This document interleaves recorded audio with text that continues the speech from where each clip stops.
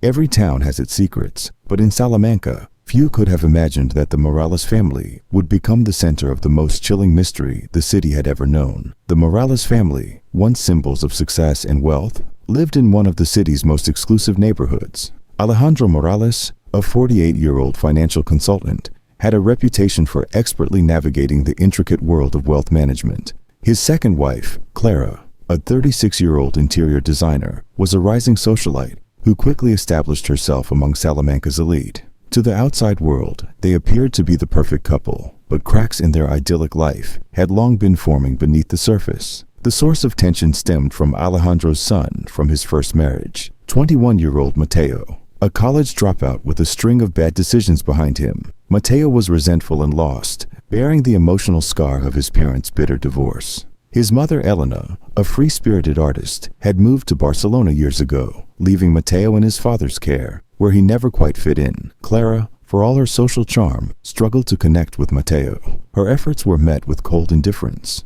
if not outright hostility. Mateo's growing discontentment turned into rebellious behavior. Alejandro, preoccupied with his career, chose to ignore the tension, convinced it would eventually resolve itself. This willful ignorance only allowed the fractures in their family to deepen. Mateo's job at a local garage felt like a dead end, further fueling his resentment toward his father's success and Clara's glamorous life. To escape the suffocating atmosphere at home, Mateo sought solace in Salamanca's underbelly, where he drank, gambled, and tried to lose himself in the city's darker corners. But the more Mateo distanced himself from the family, the more he simmered with anger. It wasn't until a fateful summer afternoon that Mateo stumbled upon something that would change everything. Searching for aspirin in his father's bedroom, he found Clara's phone buzzing on the nightstand. A message preview caught his eye. "Can't wait to see you later, my love." Suspicion turned to certainty as Mateo scrolled through a series of messages between Clara and Andres, a wealthy architect known for his charm and connections. The affair had been ongoing for months, and Mateo had the evidence to prove it. Suddenly, Mateo held all the power. After years of feeling like an outsider in his own home, he finally had something to use against Clara. He confronted her that evening, casually dropping Andres' name, enjoying the panic in Clara's eyes as she realized her secret had been exposed. In exchange for his silence, Mateo demanded 1,000 euros a month, his newfound leverage giving him a sense of control he had long craved. In the weeks that followed, a tense, uneasy silence settled over the Morales household. Alejandro remained oblivious, immersed in his work, while Clara and Mateo played their twisted game of blackmail and deceit. But the fragile balance didn't last long. Mateo's demands grew bolder, and Clara, terrified of her secret coming to light, scrambled to meet them. Her once flawless social image began to crack as the weight of her secret, and Mateo's increasing control took its toll. What Mateo didn't realize was that his discovery was only the beginning. The storm that was brewing would soon pull the entire family into a darkness far greater than anyone could have imagined. The tension inside the Morales household grew as autumn settled over Salamanca. Mateo's discovery of Clara's affair had shifted the power dynamic, and now the once confident socialite found herself at the mercy of her stepson's demands. Yet Clara's terror went beyond fear of exposure. She knew the man she was involved with, Andres, was not one to tolerate loose ends. Andres Valero, a wealthy architect with a darker reputation behind his polished public image, had drawn Clara into an affair filled with excitement and the promise of a life beyond her marriage to Alejandro. For Clara, Andres represented an escape from the stifling expectations of being the perfect wife. But what had once been an affair of passion was now a source of danger. Andres had his own secrets, and Clara's entanglement with him was becoming a noose tightening around her neck. Mateo's anger had evolved into something more than rebellion. His discovery of the affair had given him power over Clara, and he was using it without restraint. The 1,000 euros a month was no longer enough.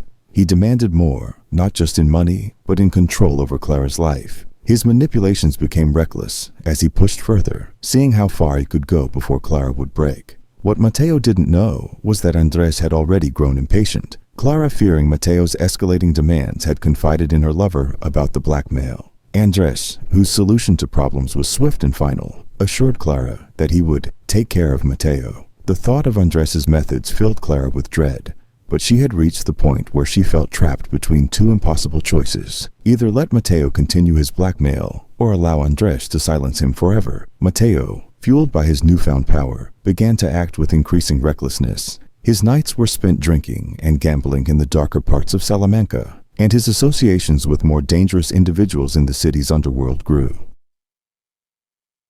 He didn't care about the consequences of his actions. He believed he was invincible, that he could control Clara and Andres indefinitely. But he was playing a dangerous game, one he didn't fully understand. Meanwhile, Alejandro remained distant, consumed by work and oblivious to the turmoil brewing in his own home. His ignorance was both willful and convenient. He had chosen not to see the growing tension between Clara and Mateo, believing that time would smooth things over. But the truth was that Alejandro had long disconnected from his family, and the cracks in their relationships were widening by the day. As Mateo's behavior became increasingly erratic, Clara found herself slipping further into panic. The once flawless veneer of her life was crumbling, and no matter how much she tried to hold it together, the truth threatened to unravel it all. She had lost control of her own fate, trapped between her fear of Mateo and the growing realization that Andres was far more dangerous than she had imagined. Andres, calculating and ruthless, was already laying the groundwork for his plan. He had no intention of allowing Mateo to continue his extortion. For Andres, the affair with Clara was about control, and Mateo's interference threatened that.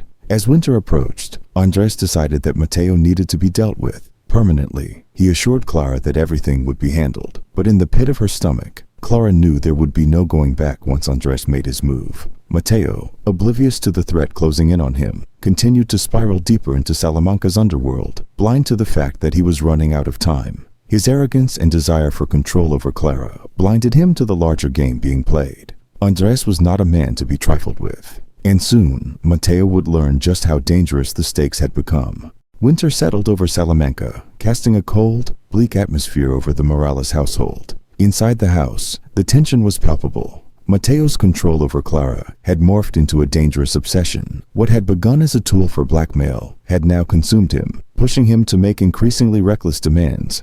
He believed he held all the cards, but he was blind to the deeper, more dangerous forces circling him. Clara, on the other hand, was unraveling. Andres's promise to take care of Mateo haunted her. She knew what it meant. Andres was a man who handled problems swiftly and without remorse. Yet, even with the stakes so high, Clara found herself paralyzed. She couldn't stop Andres, but she also couldn't bear the thought of what was coming. Every day, Mateo pushed her further, unaware of the storm he was walking into. Mateo's behavior had drawn the attention of Salamanca's criminal underworld. His late-night gambling sessions, fueled by arrogance and alcohol, had earned him the attention of men far more dangerous than he could handle. Among them was Emilio, a man known for making problems disappear. Mateo, fueled by his belief in his own invincibility, found himself in deeper than he realized. Emilio, seeing potential in Mateo's recklessness, made him a proposition, a way to get more control over his life. Mateo, eager for power and wealth, agreed without hesitation, blind to the fact that Emilio had his own agenda. Unbeknownst to Mateo, Emilio had ties to Andres. Salamanca's elite and underworld often intersected in shadowy deals, and Andres, despite his pristine reputation, was no stranger to such arrangements. Emilio saw Mateo not as a partner, but as a pawn, someone who could be manipulated to serve Andres's interests.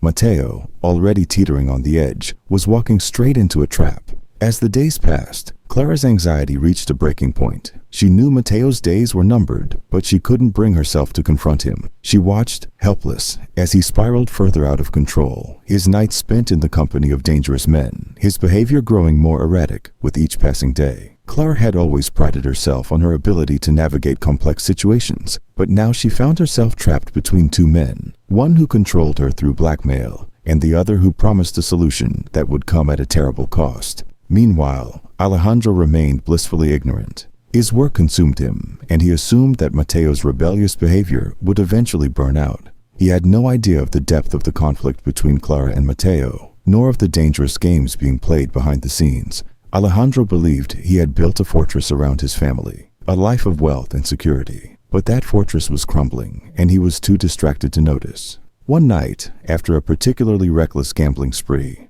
Mateo found himself face to face with Emilio. The meeting had been arranged under the guise of a deal, but Emilio had other plans. Mateo, blinded by arrogance, saw it as an opportunity to assert more control over his life. But Emilio viewed him as expendable, a pawn in Andres's larger game. Emilio offered Mateo an opportunity to rid himself of Clara's blackmail and secure more power, but it came with a price. Desperate for a way out, Matteo agreed to Emilio's terms, unaware that he was sealing his fate. Emilio knew that Andres had grown tired of Matteo's interference. And now, with Matteo entangled in the underworld, it would only be a matter of time before the loose ends were tied up. Emilio had set the trap, and Matteo had walked right into it. As winter deepened, Clara became increasingly paranoid. She knew Andres's plan was in motion, but she couldn't bring herself to confront him. Every night she lay awake, wondering if this would be the night that Matteo disappeared for good. The weight of her guilt and fear was suffocating, and yet she couldn't see a way out. Andres had promised to protect her, but Clara knew that protection came with a price.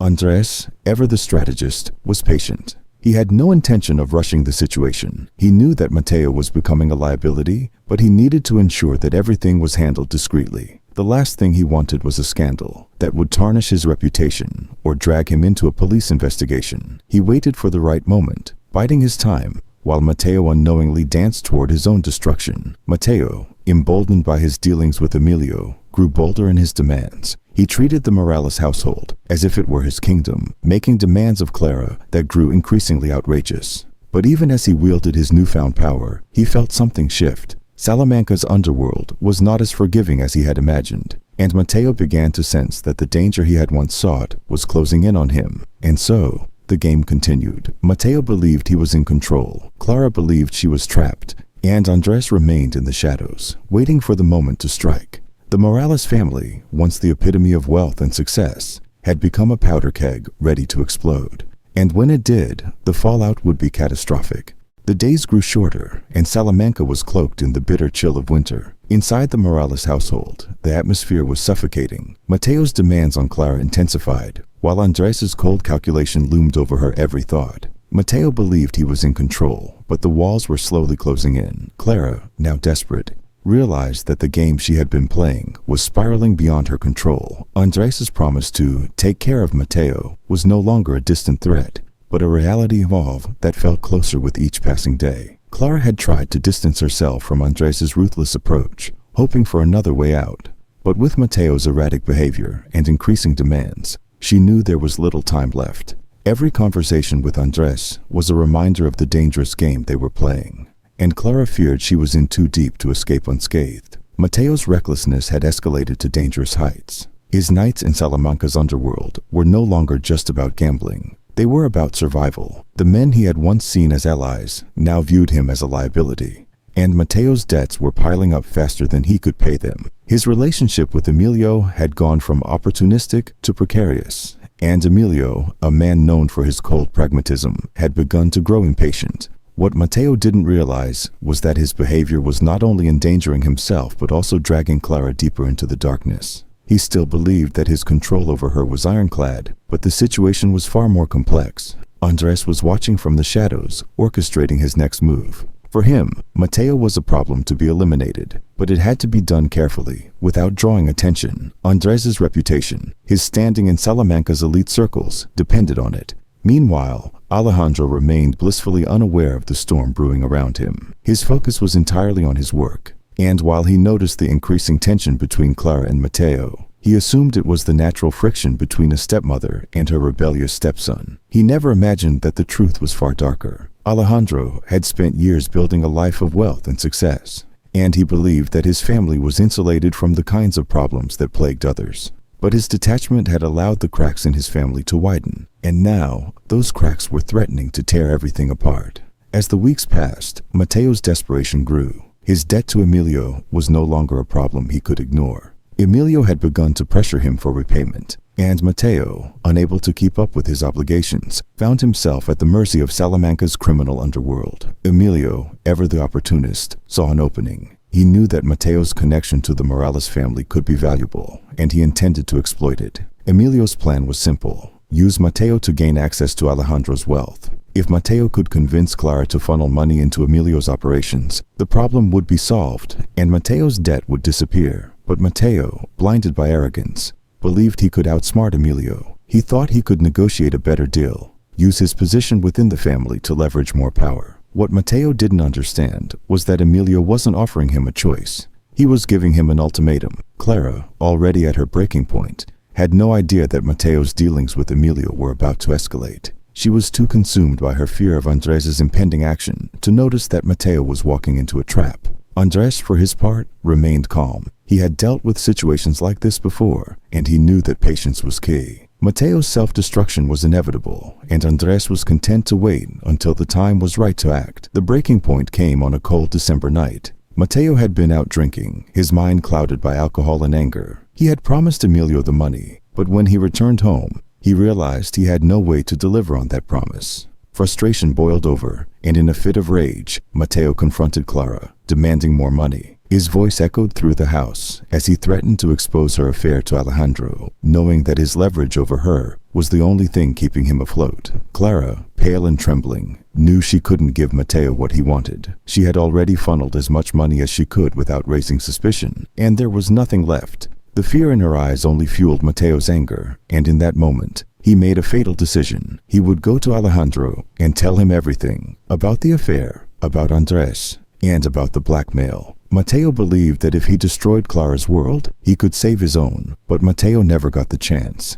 That night, Andrés put his plan into action. He had been watching, waiting for the right moment, and now it had arrived. Mateo had become too dangerous, too unpredictable, and Andrés knew that the only way to protect Clara and himself was to eliminate the threat permanently. Under the cover of darkness, Andrés arrived at the Morales home. He moved with the precision of a man who had done this before, his expression cold and focused. Mateo, drunk and angry, was an easy target. The struggle, if there was one, was brief. Andrés had planned every detail meticulously, ensuring that there would be no trace of what had happened. When it was over, Mateo was gone, his body disposed of in a way that would leave no evidence behind. Andrés had done what he promised Clara. He had taken care of the problem. Clara, waiting in the darkened living room, felt the weight of what had just occurred settle over her. Mateo was gone, but the relief she expected never came. Instead, a cold emptiness filled her chest. She had been complicit in Mateo's death,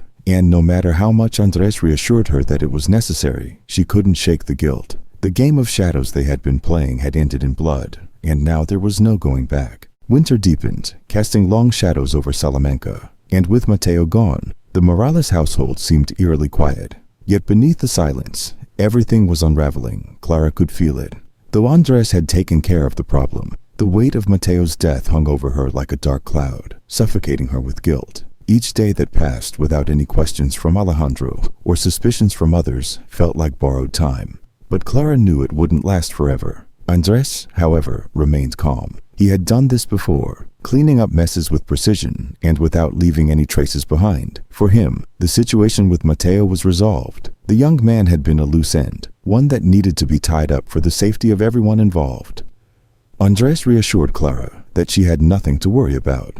But Clara couldn't silence the growing sense of dread inside her. Clara's anxiety began to manifest in subtle ways. She was jumpy, constantly looking over her shoulder, and her once poised demeanor cracked at the edges. Her social circle noticed the change. Friends and clients whispered about her distracted behavior, but no one knew the truth. On the outside, she maintained the illusion of the perfect life, the elegant wife of Alejandro Morales, thriving in Salamanca's elite society. But inside, Clara felt like a prisoner of her own choices. As the days passed, Clara found herself consumed by thoughts of Mateo's last moments. She wondered if there had been a struggle, if he had realized what was happening before it was too late. Andrés had assured her that it was quick and clean, but the image of Mateo's face, the face of the boy she had once resented, haunted her. Andrés, as always, was 2 steps ahead. He had anticipated Clara's emotional turmoil and kept a close watch on her, making sure she didn't crumble under the weight of her guilt. For Andrés, the stakes were too high. He couldn't afford any mistakes, not now. The plan had been executed perfectly, but if Clara's guilt led to any cracks in their story, everything they had worked for could come crashing down, and Andrés wasn't the type to let that happen. Alejandro, oblivious to the undercurrents of deception in his home, continued with his life as if nothing had changed. To him, Mateo's absence wasn't alarming. His son had always been troubled, prone to disappearing for days at a time. Alejandro assumed that Mateo was simply trying to sort out his life in his own way, and he trusted that when Mateo was ready, he would return. Alejandro had never been one to worry about the details of his family life, preferring instead to focus on his work and the image of success he had cultivated over the years.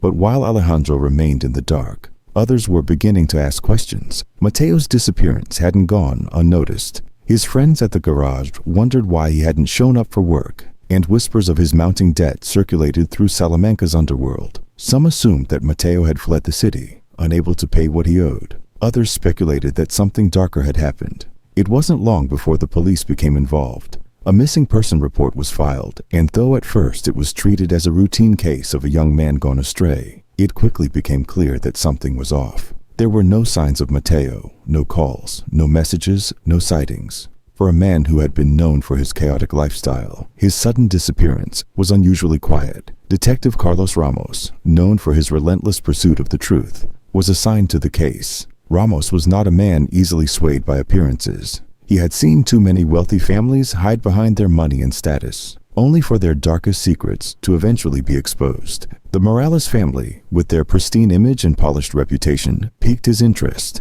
Ramos began his investigation methodically, starting with those closest to Mateo. His first interviews with Alejandro were brief and offered little insight. Alejandro, still convinced that his son would return on his own, provided no useful information. But when Ramos turned his attention to Clara, he sensed something deeper. Clara, always composed and elegant, struggled to maintain her usual facade during the interview.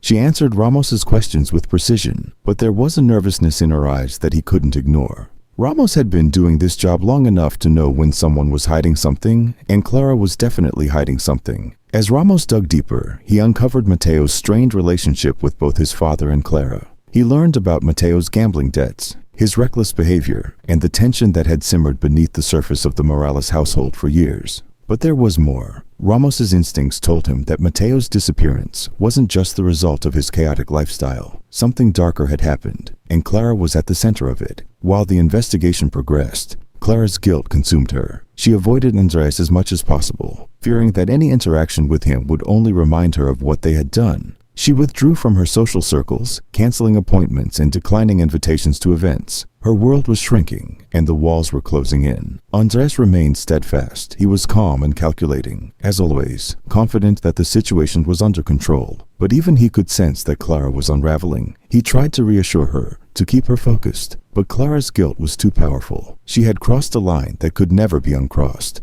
and no amount of reassurance from Andres could change that. As the weeks turned into months, the pressure mounted. Detective Ramos's investigation was closing in on the truth. Every new piece of information he uncovered, every witness he interviewed, brought him closer to exposing the tangled web of lies surrounding Mateo's disappearance. The walls were closing in, and Clara knew it was only a matter of time before everything came crashing down. Detective Carlos Ramos had seen his fair share of missing persons cases, but there was something about Mateo Morales' disappearance that gnawed at him. It wasn't just that Mateo had vanished. It was how neatly he had seemed to disappear, leaving no trace behind. Ramos knew all too well that in cases like this, it wasn't just the troubled young man who had secrets. Often, the family had just as much to hide. Ramos had built a reputation on his methodical approach. He never rushed his cases, preferring to gather every scrap of information, no matter how small, until the truth presented itself. As he began to dig into the Morales family, it became clear that there was more beneath the surface than anyone was letting on. He started, as always, with the facts. Mateo had disappeared without a word, leaving behind a trail of debt and strained relationships. His reputation in Salamanca's underworld was well known. He had owed money to dangerous people, and his gambling had become more than just a bad habit. But while it was easy to assume that Mateo had run off to escape his debts, something about the case didn't add up. Mateo's father, Alejandro Morales, had been unhelpful in his initial interviews. Alejandro was detached, almost indifferent, about his son's disappearance, as if he had long since given up on the troubled young man. He spoke about Mateo in terms that were more businesslike than paternal, which only deepened Ramos's suspicion that the family dynamic was fractured in ways Alejandro didn't care to admit. But it was Clara Morales who truly intrigued Ramos. From the moment he met her, he sensed that she was holding something back. Clara had a way of answering questions that seemed too rehearsed, too perfect, as if she had prepared herself for this moment long before it arrived. Her poise was almost unsettling, and Ramos knew from experience that people who seemed too put together were often the ones with the most to hide. Clara had played the role of the dutiful stepmother, but as Ramos dug deeper into her life, he began to uncover cracks in her story. Her relationship with Mateo had been strained, to say the least. The tension between them wasn't just the result of typical family discord. It was something darker, something more volatile. Through interviews with Mateo's friends and co-workers, Ramos learned that Mateo had long resented Clara. He saw her as an intruder in the family, a woman who had taken his mother's place and lived a life of wealth and privilege, while he struggled to find his own footing. That resentment had turned into hostility, and in the months before his disappearance, it had escalated. But there was more. Rumors began to surface about an affair. Clara and a man named Andres Valero, a wealthy architect with ties to Salamanca's elite. The whispers were quiet, but persistent. Ramos had seen affairs lead to far worse than broken marriages, and the timing of Mateo's disappearance, coupled with the rumors of Clara's infidelity, only added fuel to his growing suspicion. As Ramos quietly expanded his investigation, he began to uncover more about Andres. The man was well connected, but not all of those connections were above board. Andres had been linked to several shady deals in the past, though nothing had ever stuck. He had a way of keeping his hands clean while others did the dirty work for him, and it didn't take long for Ramos to start questioning whether Andres had more to do with Mateo's disappearance than anyone realized. Ramos began to follow the threads, piecing together a timeline of events that led up to Mateo's last known appearance. What he found was troubling. Mateo had become increasingly erratic in the weeks before he vanished, spending nights in Salamanca's seedy underworld, where debts were settled in blood, more often than in cash. But it wasn't just the gambling that caught Ramos's attention. It was Mateo's connection to Emilio, a known enforcer with a reputation for making people disappear. Emilio's name had surfaced several times in the investigation, and Ramos knew he was the key to unraveling the case. Emilio operated in the shadows, enforcing debts and handling Salamanca's dirty work. But his connection to Andres was what truly interested Ramos. If Andres had called on Emilio to deal with Mateo, it would explain why the young man had vanished so completely. As the pieces of the puzzle began to fall into place, Ramos felt the noose tightening around Clara and Andres. The affair, Mateo's resentment, the debts and the connections to Salamanca's underworld. It all pointed to a dangerous conspiracy. But Ramos needed more than suspicion to bring them down. He needed proof. Meanwhile, Clara's composure was slipping. The weight of Mateo's death, though hidden from the world, was pressing down on her, and the constant presence of Detective Ramos only made things worse. Each time she saw him, his quiet knowing gaze made her feel as if he already knew the truth. And maybe he did. Clara knew it was only a matter of time before her secret was exposed. And the thought of facing Alejandro, of admitting what she had done, terrified her. Andres, on the other hand, remained cool and collected. He had dealt with situations like this before, and he knew how to play the long game. He reassured Clara that everything was under control, that there was no evidence tying them to Mateo's disappearance.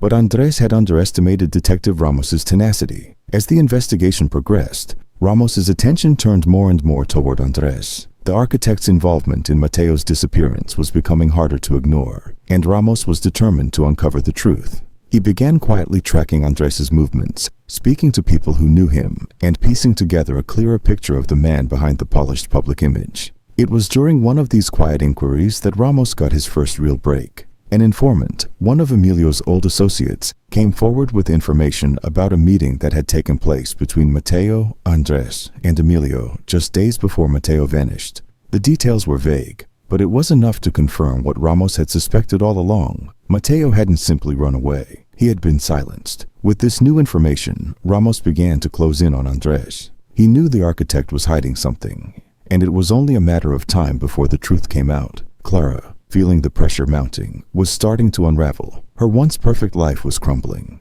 and the fear of being exposed was becoming too much to bear. Ramos knew he was close. The lies, the deception, and the carefully constructed facade that Clara and Andres had built were starting to collapse. All it would take was one more piece of evidence, one more mistake, and the entire house of cards would come crashing down. Detective Carlos Ramos had a clear picture now. The Morales family was no longer just a wealthy, dysfunctional household dealing with a rebellious son's disappearance. This was something far more sinister. Each interview, each piece of evidence, each whispered rumor pointed toward a darker truth, and Ramos was determined to expose it. Mateo Morales was not just missing, he had been silenced. The meeting between Andres, Mateo, and Emilio had been the turning point.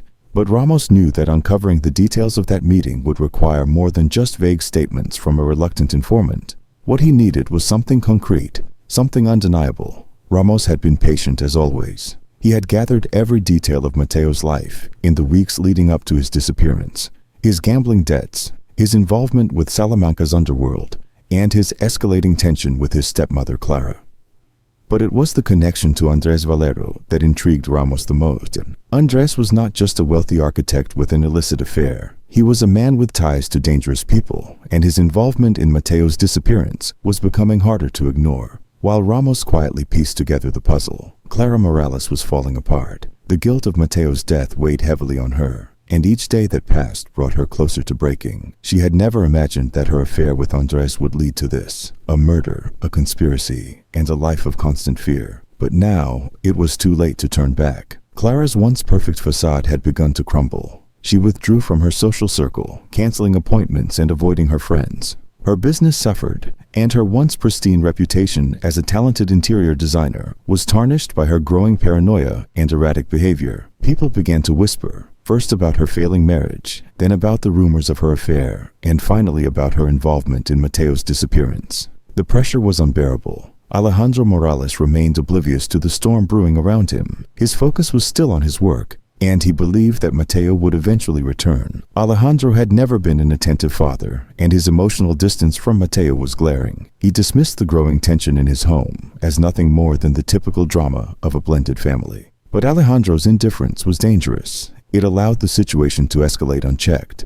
Ramos knew that Clara was the key to unraveling the entire case. Her connection to Andres, her strained relationship with Mateo, and her sudden withdrawal from society all pointed to a woman who was hiding something. The more Ramos observed her, the more convinced he became that she was involved in Mateo's disappearance, and possibly in his death. But Ramos needed proof. He needed something that would tie Clara and Andres directly to Mateo's murder. The informant's story about the meeting between Mateo, Andres, and Emilio had given Ramos a lead, but it wasn't enough. Emilio was known to the police, but getting him to talk would be difficult. He was a man who valued loyalty, at least the kind of loyalty that could be bought with money or fear, and breaking through his defenses would require careful planning. As the investigation progressed, Ramos's team quietly monitored Emilio's movements. They watched him from a distance, noting every interaction, every suspicious meeting. Emilio was careful, but even the most careful criminals made mistakes.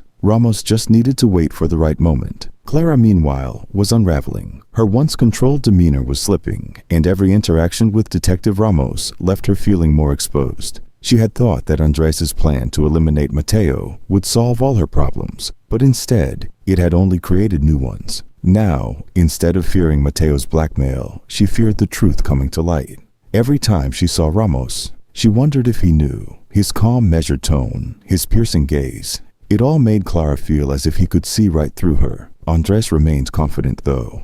He reassured Clara that everything was under control. Mateo's death had been clean, with no loose ends, and there was no evidence to tie them to the crime.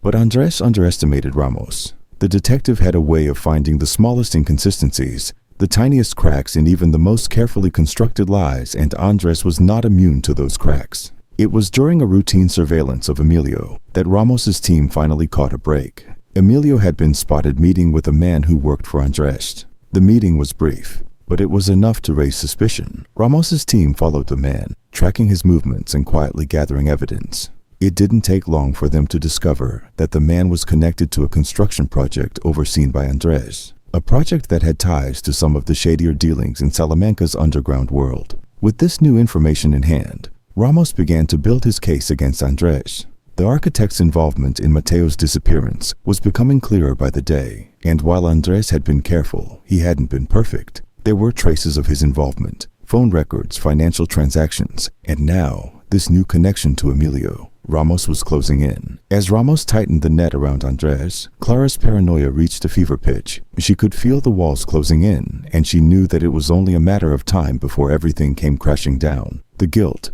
the fear, the constant pressure.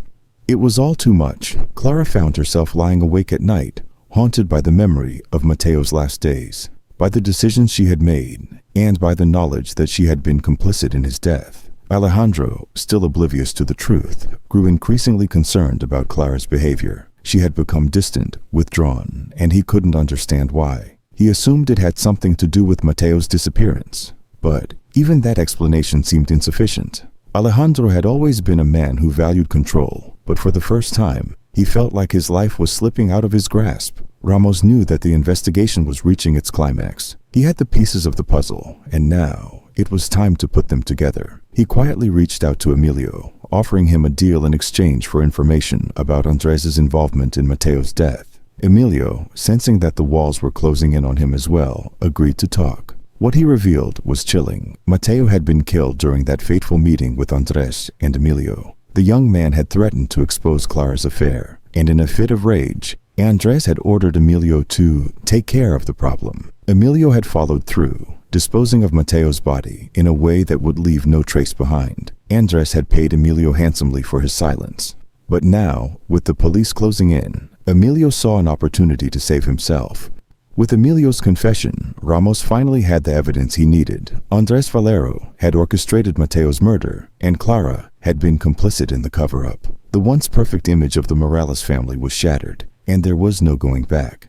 The evidence was undeniable now. Detective Carlos Ramos had methodically pieced together the puzzle of Mateo Morales' disappearance, and the truth was more disturbing than anyone could have imagined. Mateo hadn't simply vanished. He had been murdered, and the people responsible were the very ones who were supposed to protect him. Ramos moved swiftly once he had Emilio's confession. The enforcer's detailed account of Mateo's murder, combined with the financial records and the mounting circumstantial evidence against Andres Valero, gave Ramos everything he needed to take action. It was time to bring down the people who had tried so hard to cover up their crimes. The morning of Andres' arrest was quiet, almost deceptively so. Ramos had planned everything meticulously, ensuring that Andres wouldn't have time to react or slip away. His team moved in at dawn, arresting the architect at his home without incident. Andres, ever the calm and composed figure, maintained his stoic demeanor as he was led away in handcuffs.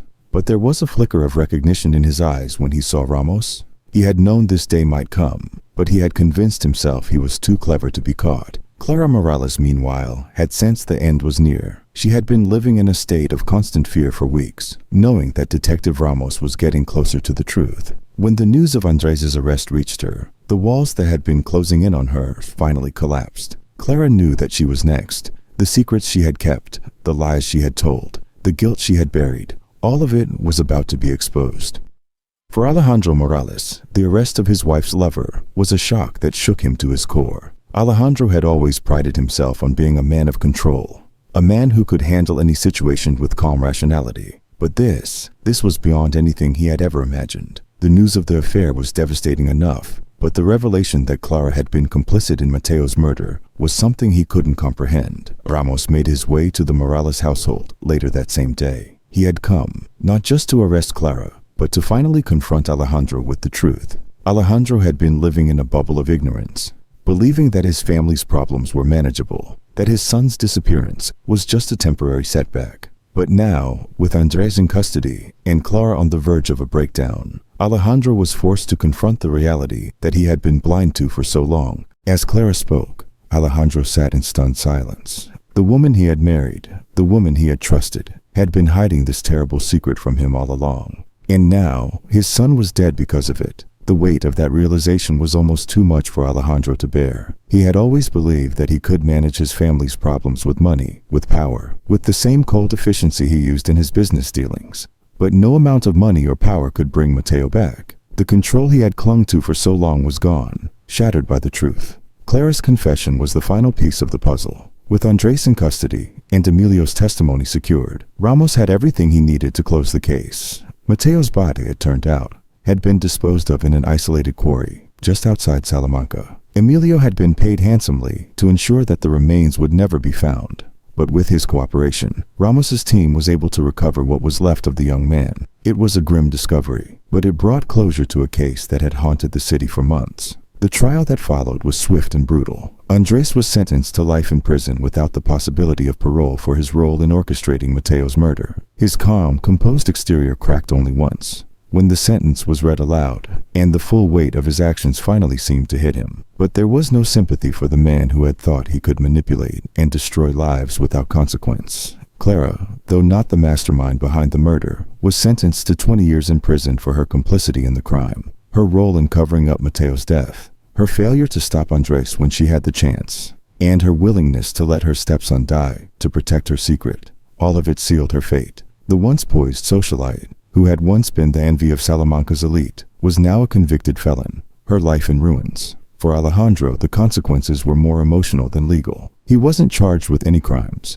He had been too distant from the events to be implicated, but he was left to pick up the pieces of a life that had been utterly destroyed. His son was dead, his wife was in prison, and his once sterling reputation had been forever tarnished by the scandal. In the months that followed the trial, Alejandro sold the family home and quietly left Salamanca, retreating into isolation. The man who had once been at the top of the financial world now lived in obscurity, haunted by the ghosts of his past. Detective Ramos, for his part, moved on to the next case. He had seen this story play out before. Wealth, power, and privilege couldn't hide the truth forever. The Morales family had been brought down not by outside forces, but by their own secrets, their own lies. In the end, it wasn't the city's underworld or Mateo's rebellious nature that had destroyed them. It was themselves. The story of the Morales family became one of Salamanca's darkest legends. Whispers of the affair, the murder, and the fall of one of the city's most respected families circulated for years. But for those who had been closest to the case, the real tragedy wasn't just the loss of Mateo. It was the destruction of a family that had once seemed untouchable, undone by their own hand.